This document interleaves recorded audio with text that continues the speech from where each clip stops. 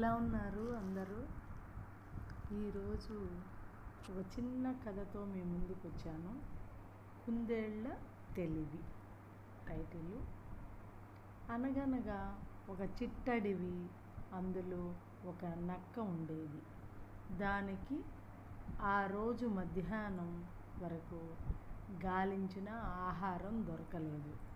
అప్పటికే తిని 2 రోజులవుతుంది.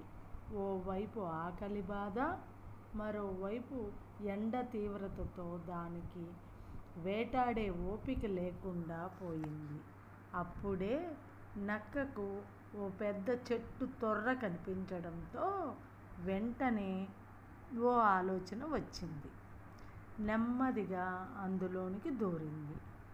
ఈ తొర్రలో కుందేళ్ళు బొచ్చు ఉందంటే ఖచ్చితంగా ఇది వాటి ఆవాసమే, మేతకు వెళ్ళినవి అని సాయంత్రంలోగా తిరిగి వస్తాయి.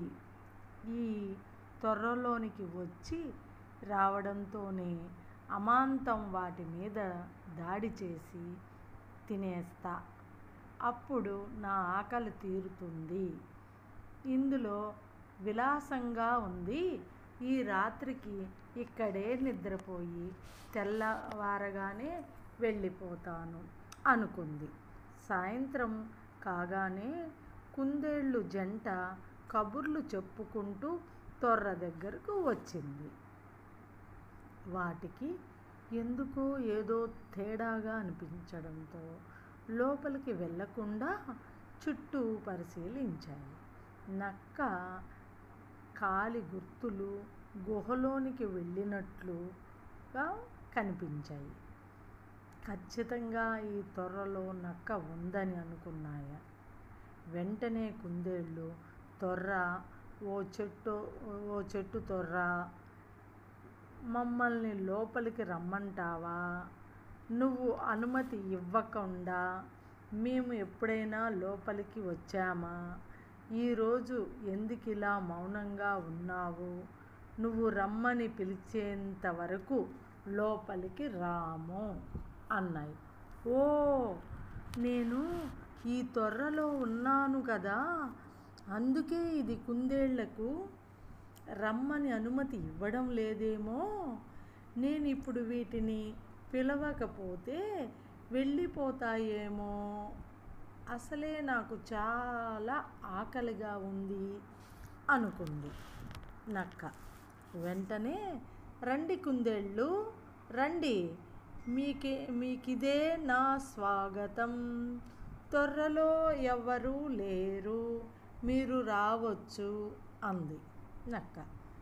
గొంతును మార్చి బయట నుంచి ఏ స్పందన లేకపోవడంతో మరోసారి ఇలాగే పిలిచింది. అయినా కుందేళ్ళు తొర్ర లోపలకు రాలేదు. అని లోపలకు రావడం లేదు. నేనే బయటికి వెళ్ళి దాడి చేస్తా అని కోపంతో బయటకు వచ్చి చుట్టూ చూసింది. కనుచూపు మేర ఏ జంతువు లేకపోవడంతో నిరాశపడింది నక్క. గొంతు వినగానే కుందేళ్ళు వెంటనే అక్కడి నుంచి పారిపోయాయి. ఆ రాత్రికి సమీపంలోని కొండపై రాళ్ల సందుల్లో తలదాచుకున్నాయి. తరువాత భద్రమైన మరో కొత్త నివాసాన్ని వెతుక్కున్నాయి. అది ఫ్రెండ్స్, కుందేళ్ళు తెలివి. నక్క జిత్తులు ఎప్పుడైనా పనికిరావు. నిదానంగా సమస్యకు సొల్యూషన్ని ఆలోచించడం ఈ కథ యొక్క సారాంశం. చూశారు కదా ఫ్రెండ్స్, ఎలా తప్పించుకున్నాయి మన కుందేళ్ళు.